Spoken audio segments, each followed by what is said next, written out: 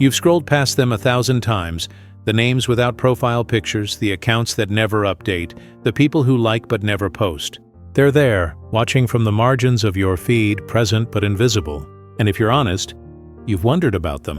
What are they hiding? Why won't they participate? Are they judging you from their silence? But here's what's actually happening. These people aren't hiding at all. They're doing something far more psychologically sophisticated than most of us realize. They're refusing to split themselves in two. Before the end of this video, we'll explore how the choice not to post on social media reveals a specific psychological boundary, one that protects the integrity of the self in an age that demands constant self-performance. We'll look at what Jung would say about the persona we're all being asked to build online, and what it means when someone says no to that construction. More importantly, we'll examine what this choice reveals about consciousness itself, about the observer versus the observed, and about a particular kind of psychological maturity that our culture mistakes for dysfunction. Welcome to Deep Psyche Lab, where we explore the hidden architecture of the psyche using depth psychology and Jungian analysis. If you're new here, consider subscribing so you don't miss our weekly explorations of the unconscious patterns shaping your life. Hit that notification bell, we go deep, and you'll want to be here for it. The silence of the non-poster isn't absence. It's a statement. Let's understand what it's saying. There's a scene playing out right now somewhere near you. Someone is at dinner with friends and the moment arrives. That moment when phones come out and someone says, "Let's get a picture for Instagram."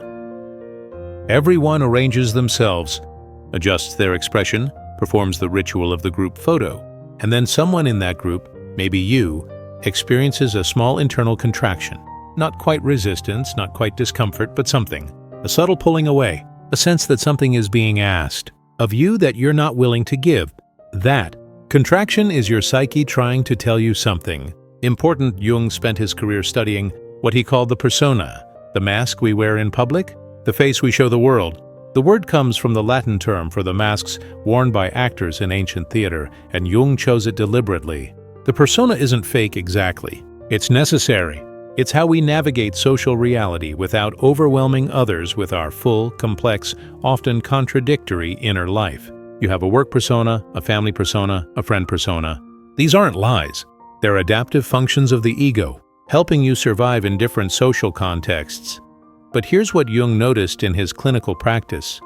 The persona becomes pathological when we start to believe it's who we actually are, when the mask fuses to the face, when we can no longer take it off, even in private. That's when the psyche begins to fracture, when the authentic self starts to atrophy beneath the performance. Social media asks something unprecedented of the persona. It asks you to build it consciously, deliberately, and then maintain it constantly across time. It asks you to curate your mask, to make it beautiful and consistent and appealing. It asks you to perform your identity until the performance becomes your identity. And then it asks you to believe that this performance is authenticity. The person who doesn't post is someone who has recognized this trap, consciously or unconsciously, and chosen not to enter it. They're not technophobic. They're not antisocial. They're exercising a specific psychological boundary, the boundary between the private self and the performed self. They're saying that there's something in them that shouldn't be translated into content, something that would be diminished by the act of posting. Something that needs to remain in the interior darkness where the soul does its actual work. This is what Jung called holding the tension of opposites. On one side, the desire for connection, recognition, belonging. On the other side, the need for privacy, authenticity, and psychological integrity. The non-poster is someone who has felt both of these forces and chosen not to collapse them into a false resolution. They've chosen to live in the tension, which is where real psychological development happens.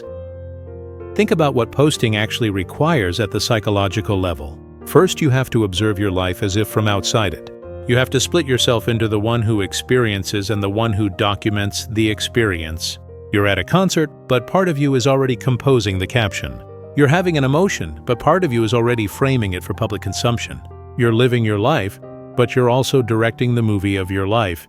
And the director is always thinking about the audience. This splitting of consciousness isn't neutral. It changes the texture of experience itself.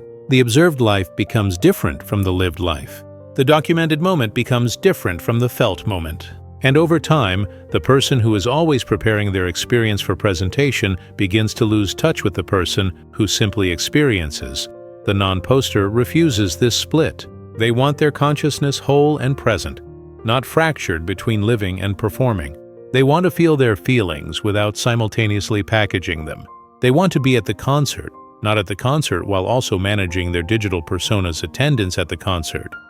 Jung would recognize this as a refusal to identify with the persona, which is actually the first step in the individuation process, the psychological journey toward becoming a whole, conscious individual. You can't integrate your shadow. You can't encounter your true self. You can't do the deep work of psychological development while you're constantly maintaining a performance for an audience. The work requires solitude, interiority, and a willingness to be with the parts of yourself that aren't presentable. But there's a deeper layer to this we haven't touched yet. The choice not to post isn't just about protecting the authentic self from performance. It's also about protecting yourself from the collective. Jung's concept of the collective unconscious gets a lot of attention, but his warnings about collective consciousness are equally important. The collective, the group mind, the mass psychology, the crowd, has enormous power. It can override individual judgment, dissolve personal values, and subsume the individual into group identity. History is full of examples of what happens when people surrender their individual consciousness to collective movements, and it's rarely good. Social media is collective consciousness made visible. It's the hive mind externalized, the crowd given a platform, the mass made permanent. And it operates according to its own logic, its own values, its own hunger for content and reaction and participation. The algorithm doesn't care about your individuation, it cares about your engagement.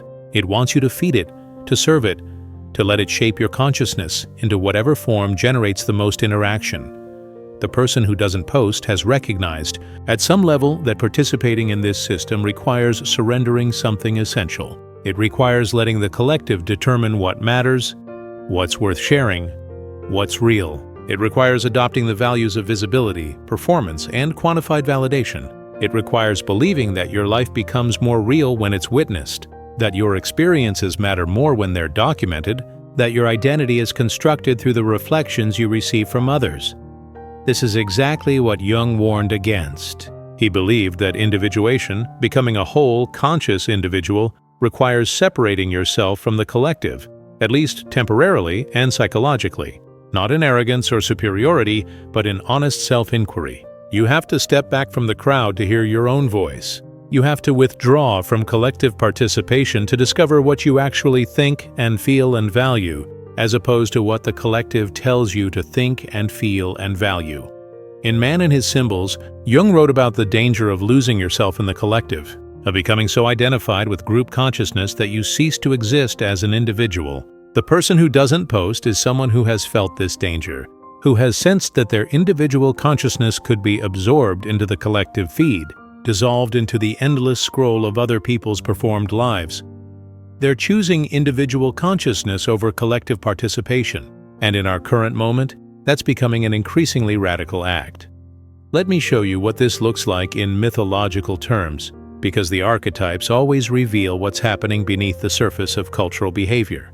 There's a figure that appears across mythologies, often overlooked but psychologically crucial, the witness. Not the hero who acts, not the king who rules, not even the wise elder who teaches. The witness is the one who sees, who observes, who remains present to what's happening without being consumed by it.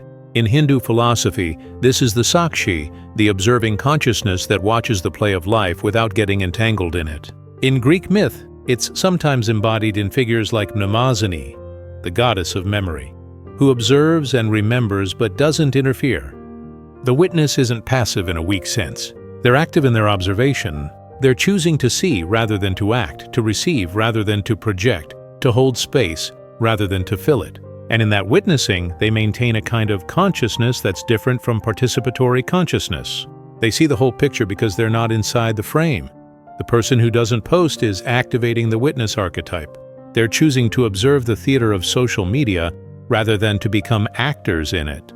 They're watching the performance of identity happening on their feed without adding their own performance to it. And in that witnessing, they maintain a perspective that active participants often lose. They can see the patterns, the cycles of validation seeking, the exhaustion behind the perfect images, the desperation beneath the casual posts. They can see what the performance is doing to people because they're not trying to maintain a performance themselves. This is a legitimate archetypal position, a valid way of being in the world. But our culture has forgotten how to value it. We've become so identified with the hero archetype, the one who acts, who achieves, who makes their mark, that we've lost respect for the witness.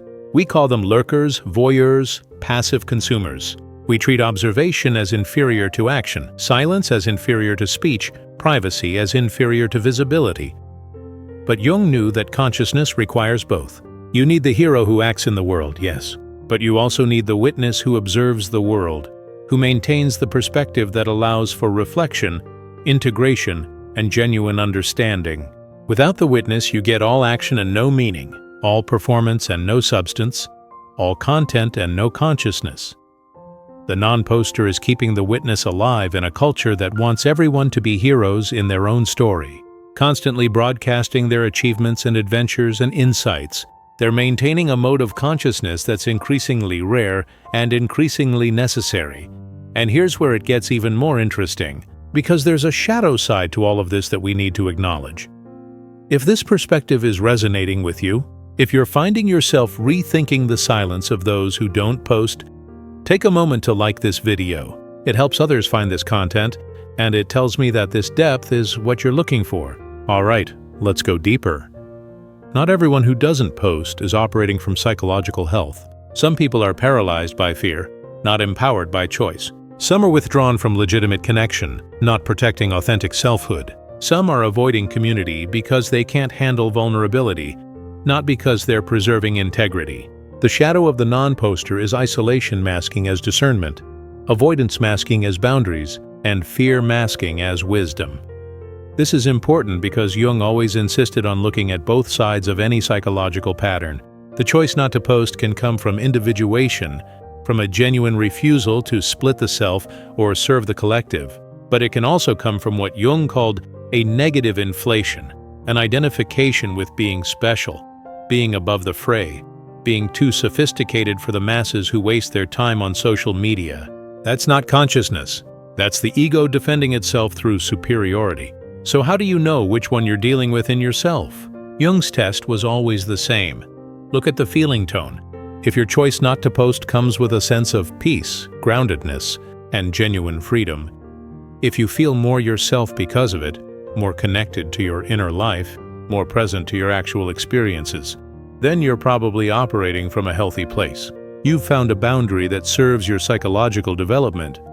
But if your choice not to post comes with judgment of others, with contempt for those who do participate, with a sense of lonely superiority or defensive isolation, if you feel cut off from connection, if you're avoiding vulnerability, if you're using your non-participation as proof that you're somehow better than the people who do post, then you're in the shadow.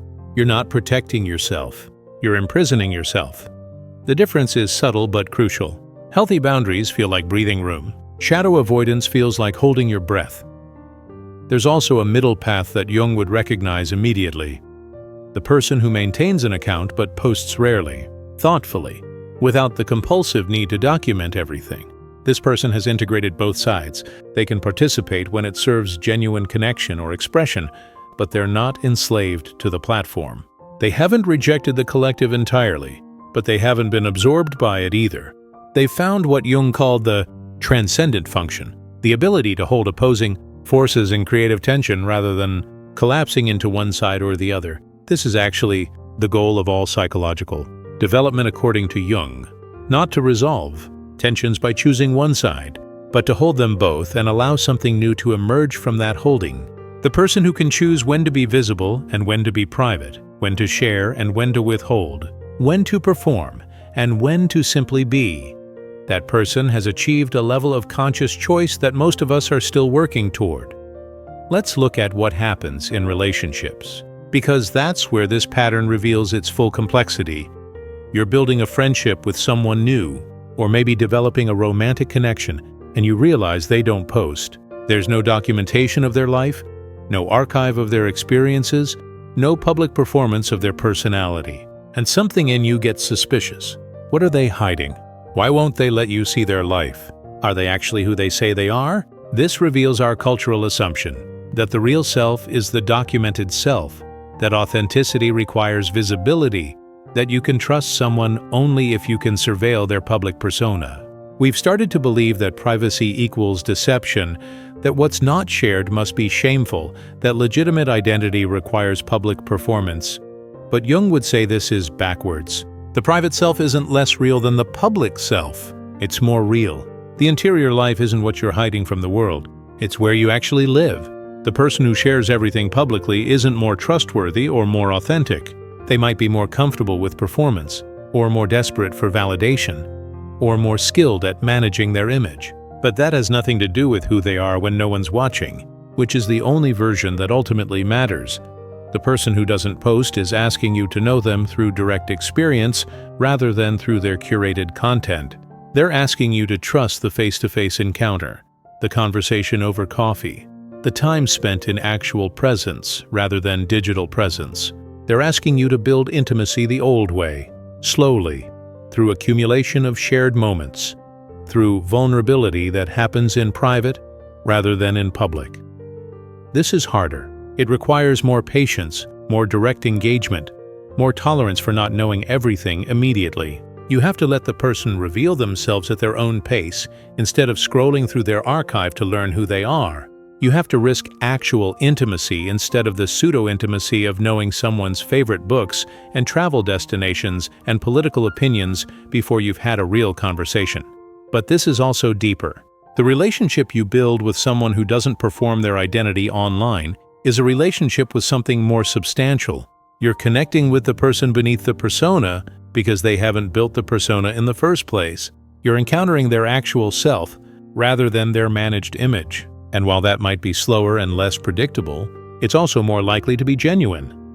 Jung wrote extensively about projection in relationships, how we project our own psyche onto others, seeing in them what we need to see rather than what's actually there. Social media amplifies this exponentially. When someone has a carefully curated feed, you're not seeing them. You're seeing what they want you to see, which you then fill with your own projections about what that means. You're building a relationship with a ghost, a carefully constructed image that may or may not bear any resemblance to the person's interior reality.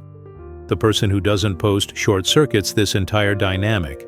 There's nothing to project onto except the person themselves. You have to do the harder work of actually getting to know them, which means confronting the reality of who they are rather than the fantasy of who you think they might be. This is why some people find non-posters so unsettling. They can't be managed from a distance. They can't be known through investigation. They require direct, sustained, vulnerable engagement. And in a culture that's increasingly comfortable with mediated connection and increasingly uncomfortable with unmediated presence, that requirement feels almost aggressive. But it's actually just human. It's how people built relationships for millennia before the digital age. It's not withholding, it's asking for realness. Now, let's talk about what Jung would say this reveals about consciousness in the digital age, because this is where the implications get profound. Jung believed that consciousness itself requires boundaries. The ego, your sense of I, exists only because there's a distinction between what's inside your psyche and what's outside it, between what's you and what's not you. Without that boundary, consciousness dissolves into an undifferentiated mass. You lose the capacity for individual experience, individual thought, individual identity. Social media erodes this boundary constantly and deliberately. It wants you to merge your consciousness with the platform, to blur the line between your inner experience and your public performance, to make your identity inseparable from your digital presence. It wants you to be simultaneously everywhere and nowhere, constantly connected but never actually present, living inside the collective stream of consciousness instead of inside your own particular mind. The person who doesn't post is maintaining the boundary that creates individual consciousness. They're saying that there's an inside and an outside, a private realm and a public realm, a self that exists independent of its social performance. They're protecting the space where the psyche does its actual work, the space of dreams, of interior dialogue, of unconscious processing, of genuine feeling that hasn't been translated into content.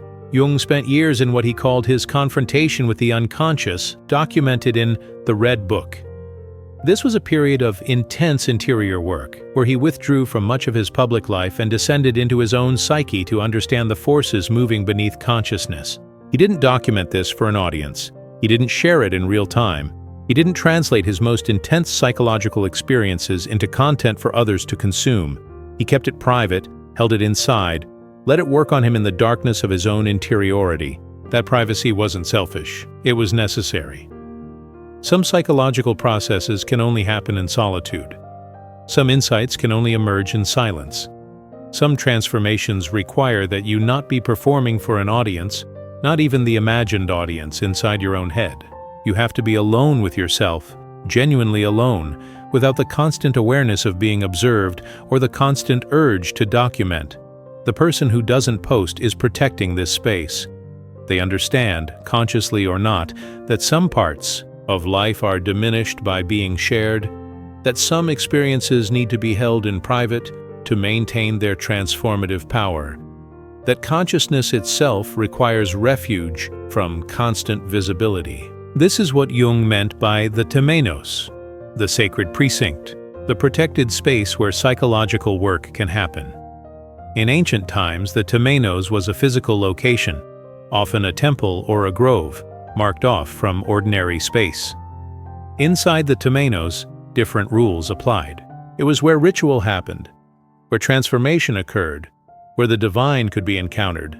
The modern psyche desperately needs a temenos, but we've systematically destroyed the possibility of one.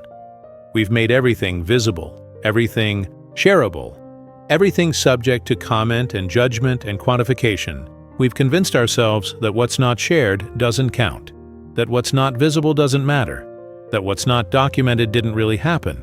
The person who doesn't post is building a temenos. They're creating a protected space where their psychological life can unfold without surveillance, without performance, without the constant translation of experience into content. They're doing something profoundly countercultural. They're choosing privacy in an age of mandatory visibility. And in doing so, they're keeping alive a possibility that the rest of us might desperately need. The possibility of a self that exists, independent of its social performance, a consciousness that isn't collapsed into the collective. An interior life that remains interior. Let's get practical now, because you might be wondering how this applies when you're caught between these forces in your own life. Maybe you post regularly, but you're starting to feel the strain of it, the exhaustion of maintaining your persona, the way you've started to experience your life through the lens of whether it's shareable. Maybe you don't post and you're wondering if you're protecting yourself or imprisoning yourself.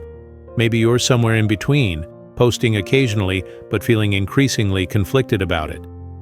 Here's what Jung would have you ask yourself. What happens in the moment before you post? What's the actual psychological experience? Pay attention to that moment. Feel the impulse rising in you. Is it genuine expression? Something you've experienced or thought or felt that wants to be shared, that would create real connection, that comes from an authentic desire to communicate? Or is it something else? The need for validation? The fear of being forgotten? The compulsive urge to prove you exist by making yourself visible? The automated response to fill every silence with content? There's no moral judgment here. Jung wasn't interested in good and bad. He was interested in consciousness. He wanted you to know why you do what you do, to understand the forces moving beneath your choices, to bring unconscious patterns into awareness so you can choose more consciously. If you realize that you post primarily from anxiety about being seen, being remembered, being valued, that's not a reason to stop posting. But it is a reason to ask what the anxiety is actually about. What part of you believes your worth depends on visibility? Where did that belief come from? What would happen if you experimented with being less visible? Would you cease to exist in your own eyes? These are questions Jung would call you toward, not to make you feel bad about posting, but to help you understand the psychological infrastructure beneath the behavior. Once you see why you do something, you can choose whether to keep doing it. And that choice, made consciously, is worth more than any amount of unconscious behavior. On the other side, if you don't post and you realize you're operating from judgment or fear, if you feel superior to people who do post, or if you're actually just afraid of being visible, being vulnerable, being seen, that's also worth understanding. What are you protecting yourself from? What would happen if you were more visible? What's the fear beneath the choice? Again, no judgment, just curiosity, just the willingness to look honestly at your own psychology and understand what's actually happening in there. Jung believed that every psychological pattern, even the painful ones, is trying to serve you somehow. The question is whether it's still serving you or whether it's become compulsive, whether it's still protecting something essential, or whether it's just protecting you from growth. The choice to post or not to post isn't inherently good or bad, but it is revealing. It shows you something about your relationship with visibility, with the collective, with performance, with authenticity. And if you can get curious about that, instead of defensive, you might learn something important about who you are and who you're becoming. There's also a practice Jung developed that's especially relevant here: active imagination. This is a technique where you engage with the unconscious through dialogue, visualization, or creative expression, but you keep it private. You don't share it. You don't document it for others. You create not for an audience but for yourself, for the sake of the psychological work itself. Active imagination can be writing, drawing, dancing, any form of expression. But the key is that it's not performed for others. It's a conversation between your conscious mind and your unconscious, and it only works if it's protected from external observation. The moment you start thinking about how others will receive it, it ceases to be active imagination and becomes content creation. The psychological function changes completely. The non-poster might be someone who intuitively understands this principle. They might not call it active imagination, but they're living it.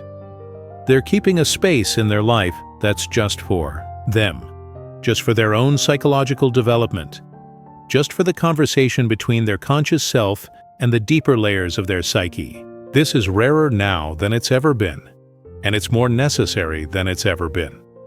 We're living through a massive psychological experiment. An entire generation is growing up believing that the self is something you build through public performance, that identity is something you construct through likes and shares and follows, that consciousness itself is something that exists primarily in relation to others' perception of it. We don't yet know what this will do to the human psyche long term, but we're starting to see signs.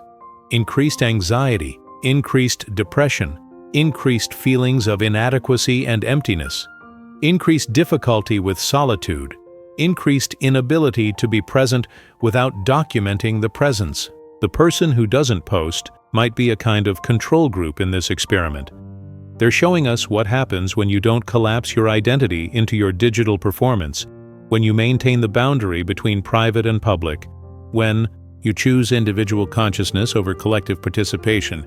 And what we're seeing is that they often have something the rest of us are struggling to maintain: a stable sense of self that doesn't depend on external validation, an interior life that feels real and substantial, the capacity to be alone without feeling lonely, the ability to experience life directly rather than through the mediating lens of how it will appear to others.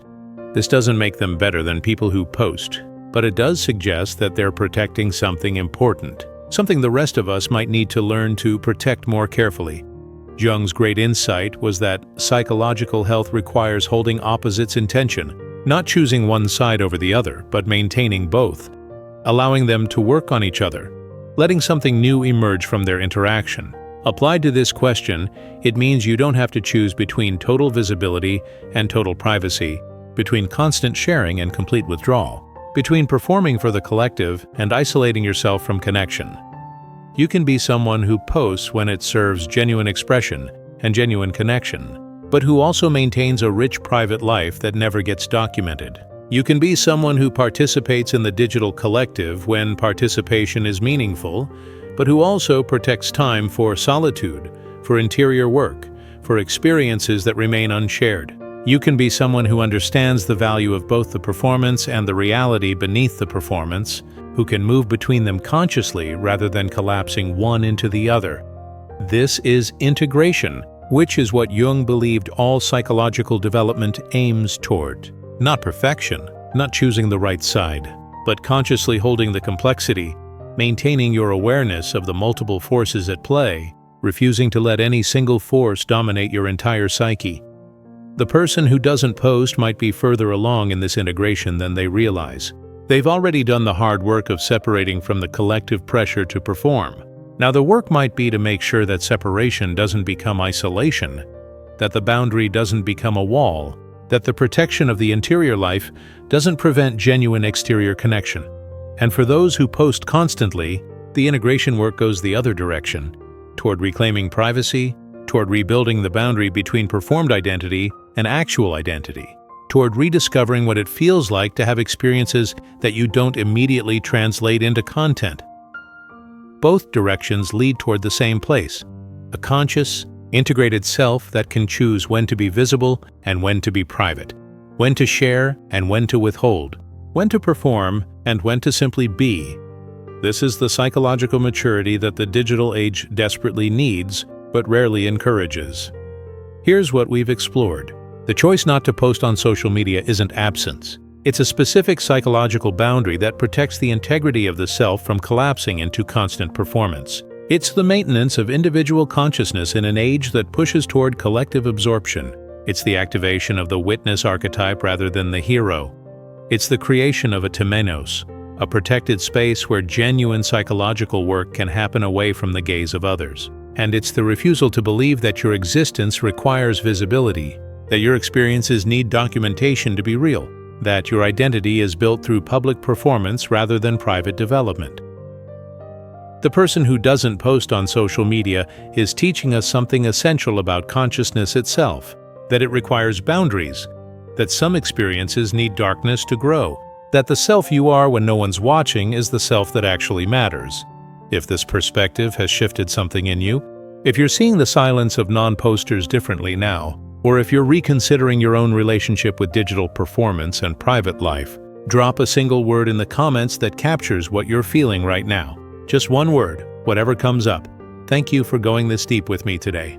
This exploration of digital behavior and psychological boundaries is part of the larger work we do here at Deep Psyche Lab, where we use Jungian psychology and depth analysis to understand the hidden patterns shaping contemporary life. If this video resonated, hit that like button. It genuinely helps others find this content. And if you're not already subscribed, join us for weekly explorations of the psyche's deeper territories. Click that notification bell so you don't miss when we release new videos. This channel explores psychology for self-understanding and is not a substitute for professional therapy, the work you're doing by questioning your relationship with visibility and performance, by protecting your interior life, by choosing consciousness over automation.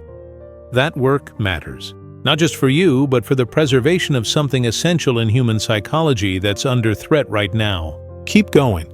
The psyche knows what it needs, even when the culture is telling you otherwise. Until next time, stay curious about what's happening beneath the surface.